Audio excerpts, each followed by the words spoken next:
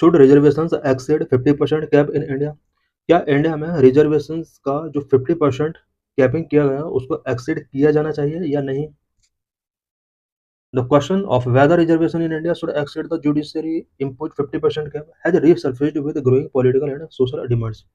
Recently कुछ political and social demands की वजह से ये क्वेश्चन अराइज हो रहा है कि क्या इंडिया के अंदर जुडिशली इम्पोज्ड 50% रिजर्वेशन कैप को एक्सीड किया जाना चाहिए या नहीं? Due to recent political statements such as the call for 85% reservation in Bihar, various petitions filed before the Supreme Court seeking creamy layer provisions for SCs and STs. Recently कुछ political statement आए हैं, specially Bihar में भी 85% तक reservation के लिए demand की गई है और इसके अगेंस्ट सुप्रीम कोर्ट के अंदर कुछ पिटिशंस फाइल की गई हैं। इन पिटिशंस के अंदर डिमांड की जा रही है कि एससी एंड एसटीज के लिए भी क्रीमी लेयर का प्रोविजन किया जाना चाहिए। It highlight the complexity of balancing affirmative action with constitutional guarantees of equality. इन सभी डिमांड की वजह से एक कॉम्प्लेक्सिटी यहाँ पर क्रिएट हुई है कि किस तरह से constitutional guarantee of equality and affirmative actions के बिटवीन बैलेंसिंग किया जाए। इट मीन्स एक तरफ कॉन्स्टिट्यूशन के अंदर इक्वालिटी की गारंटी दी गई है और एक तरफ हमें कुछ एससी एसटी कम्युनिटीज के लिए अफर्मेटिव एक्शंस के अंडर कुछ रिजर्वेशंस प्रोविजन करने हैं। इसके बिटवीन हमें किस तरह से बैलेंस करना होगा, इससे रिलेटेड कॉम्प्लेक्सिटीज अब हाईलाइट हो रही हैं। द जर्नी ऑफ रिजर्वेशंस का जर्नी क्या रहा है? A brief summary of important developments with respect to reservations at the central level. Year की development 1950 and 1951 commencement of the constitution and the first amendment enabling provisions in article 15 and 16 for the advancement of OBCs, SC and ST। 1950-51 में constitution का commencement होता है, first amendment किया जाता है और इसके अंदर ओबीसी, एससी एंड एसटी को एडवांस करने के लिए आर्टिकल 15 एंड 16 के अंदर वेरियस प्रोविजंस किए जाते हैं। 1982 reservation for SC and ST fixed at 15% and 7.5% respectively and central educational institutions and public sector undertakings. 1982 में एससी एंड एसटी के लिए central educational institutions and public sector undertakings में 15% and 7.5% तक यहाँ पर रिजर्वेशंस फिक्स किए जाते हैं। 1990 the introduction of 27% reservation for OBC in the central government employment based on the recommendation of the Mandal commission. 1990 में मंडल कमीशन के रिकमेंडेशन के बेस पर ओबीसी के लिए सेंट्रल गवर्नमेंट एम्प्लॉयमेंट में 27% तक रिजर्वेशन इंट्रोड्यूस किया जाता है।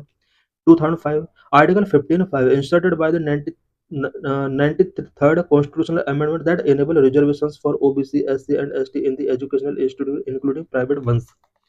2005 में आर्टिकल 15(5) इंसर्ट किया जाता है 93rd कॉन्स्टिट्यूशन अमेंडमेंट के थ्रू और इसमें ओबीसी, एससी एंड एसटीज के लिए एजुकेशनल इंस्टीट्यूशंस में यहाँ रिजर्वेशंस प्रोविजन किए जाते हैं। साथ ही प्राइवेट सेक्टर में भी ये रिजर्वेशंस यहाँ पर अप्लाई किए गए। इससे पहले हमने देखा कि ये जो रिजर्वेशंस था 2005 से पहले only central educational institutions and public sector undertakings में ही अप्लाई हुआ करते थे, बट 2005 में इन रिजर्वेशंस को प्राइवेट सेक्टर में भी अप्लाई कर दिया गया। 2019 Article 15(6) and 16(6) inserted by the 103rd Constitutional Amendment, which enable up to 10% reservation for the EWS among the unreserved category in the educational institutions and public employment। 2019 में constitution का 103 amendment किया जाता है और इस अमेंडमेंट के थ्रू आर्टिकल 15(6) एंड 16(6) इंसर्ट किए जाते हैं, जिसके अंडर EWS के लिए 10% रिजर्वेशंस गिवन किए जाते हैं। एंड ये जो रिजर्वेशंस गिवन किए जाते हैं ये educational institutions and public employment के लिए प्रोविजन किए गए थे। कॉन्स्टिट्यूशनल फ्रेमवर्क और रिजर्वेशन से रिलेटेड कॉन्स्टिट्यूशनल फ्रेमवर्क क्या है? Article 15 and 16 guarantee equality before the law and equal opportunity in public employment. Article 15 and 18 के अंदर equality before law and equal opportunity in public employment से रिलेटेड प्रोविजन किए गए हैं। Both article empower the state to make special provisions for socially and educationally backward classes SC and ST. Both article state को empower करते हैं कि वो socially and educationally backward classes SC and ST के लिए कुछ स्पेशल प्रोविजंस कर सकते हैं। At the central level, reservation currently stand at OBC 27%, SC 15%, ST 7.5%, EWS 10%. This brings the total reservation to 59.5%, already above the 50% ceiling set by the judicial precedents, but justified on grounds of EWS being a separate category. ये जो reservation है, total reservation 59.5% तक increase हो रहा है, जो कि 50% ceiling जो कि जुडिशियल प्रेसिडेंट के द्वारा सेट किया गया था, उसके ये अबव है। और इस एक्सीड को यहाँ पर जस्टिफाई किया गया है, और इसको जस्टिफाई करने के लिए ईडब्ल्यूएस को यहाँ पर सेपरेट कैटेगरी के तौर पर डेजिग्नेट किया गया है। की judicial pronouncement on the cap, reservation cap के प्रोनाउंसमेंट में क्या-क्या जुडिशियल प्रोनाउंसमेंट रहे हैं। जुडिशियल रिजर्वेशन कैपिंग के लिए यहाँ पर जुडिशियल प्रोनाउंसमेंट क्या-क्या रहे हैं। The debate on reservation ceiling originated from the two concept of equality, formal equality, treating all citizens equal and substantive equality, affirmative measures to address historical disadvantage। India के अंदर reservation ceilings जो हैं, reservation ceiling से related जो debate है, ये to concept of equality की वजह से ओरिजिनेट हुए हैं। Formal equality, treating all citizens equal, and substantive equality, affirmative measures to address historical disadvantage.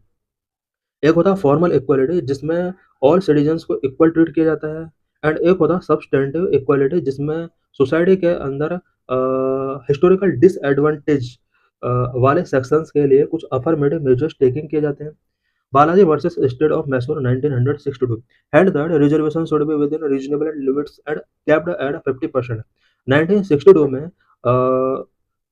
Supreme court के द्वारा ये डिसीजन यहाँ पर गिवन किया गया कि रिजर्वेशन जो होगा वो रीजनेबल लिमिट्स के अंदर होना चाहिए, एंड 50% तक इसको कैपिंग किया गया था।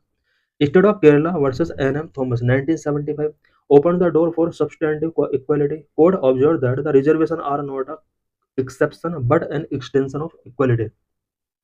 1975 में सुप्रीम कोर्ट ने यहाँ पर सब्सटेंटिव इक्वालिटी के लिए डोर ओपन किए, एंड कोर्ट ने यहाँ पर ऑब्जर्व किया कि रिजर्वेशन जो है वो एक एक्सेप्शन नहीं है, बल्कि ये एक इक्वालिटी को एक्सटेंशन करने का एक टूल है। इट मीन्स यहाँ पर जो सब्सटेंटिव इक्वालिटी का कंसेप्ट कोर्ट के द्वारा रखा गया है, इसके अंडर हिस्टोरिकल डिसएडवांटेज कम्युनिटीज के लिए कुछ अफर्मेटिव एक्शंस टेकिंग किए जाते हैं, स्पेशली रिजर्वेशन गिवन करके। Indira Sawhney versus Union of India 1992 reaffirmed the 50% ceiling, upheld 27% OBC reservations, and introduced the concept of the creamy layer for OBC। 1992 में भी supreme court ने 50% सीलिंग को reaffirm किया। OBC के लिए 27% रिजर्वेशन यहाँ पर मंडल कमीशन की रिकमेंडेशन के बाद इंट्रोड्यूस किया गया, and creamy layer for OBC का कंसेप्ट यहाँ पर इंट्रोड्यूस किया गया। ओबीसी के अंदर जो क्रीमी लेयर कंसेप्ट है, ये 1992 से कंटिन्यू चल रहा है।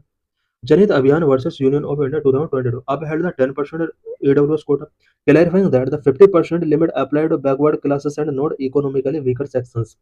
2022 में EWS के लिए यहाँ पर 10% कोटा यहाँ पर रिजर्व किया गया, और यहाँ पर क्लैरिफाई किया गया कि 50% जो रिजर्वेशन कैपिंग है वो बैकवर्ड क्लासेस पर अप्लाई होता है, इकोनॉमिकली वीकर सेक्शंस पर ये अप्लाई नहीं होता है, जबकि इकोनॉमिकली वीकर सेक्शन के लिए यहाँ पर 10% का ईडब्ल्यूएस कोटा फिक्स किया गया।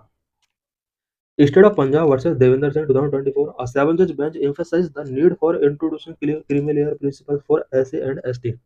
2024 में एक 7 जज बेंच ने एम्फेसाइज किया कि इंडिया के अंदर SC ST के अंदर भी क्रीमी लेयर प्रिंसिपल्स इंट्रोड्यूस किए जाने चाहिए। Emerging issues and demands, call for higher quotas. Political leaders have urged to increase reservation percentage to backward classes, which may be increased 50%। This has led to demands for caste census to generate reliable data। कुछ political leaders हैं जो backward classes के लिए reservation percentage को increase करने की demand कर रहे हैं। इससे रिजर्वेशन 50% को एक्सीड कर सकता है, और इसकी वजह से रिलायबल डाटा जनरेट करने के लिए कास्ट बेस्ड सेंसस की डिमांड भी इंक्रीज हो रही है।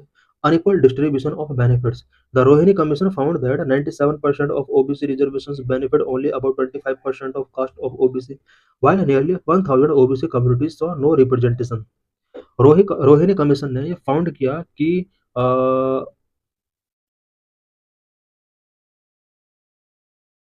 ओबीसी रिजर्वेशन के अंडर जो भी बेनिफिट गिवन किए जाते हैं, उन बेनिफिट का 97% जो बेनिफिट है, वो ओबीसी के अंदर आने वाली 25% कास्ट को ही मिल पाती हैं।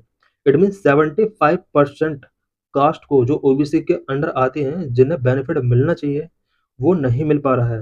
व्हाइल नियरली 1000 ओबीसी कम्युनिटीज और नो रिप्रेजेंटेशन, ओबीसी के अंदर अबाउट 1000 कम्युनिटीज हैं जो इस रिजर्वेशन का प्रॉफिट टेकिंग नहीं कर पा रही हैं।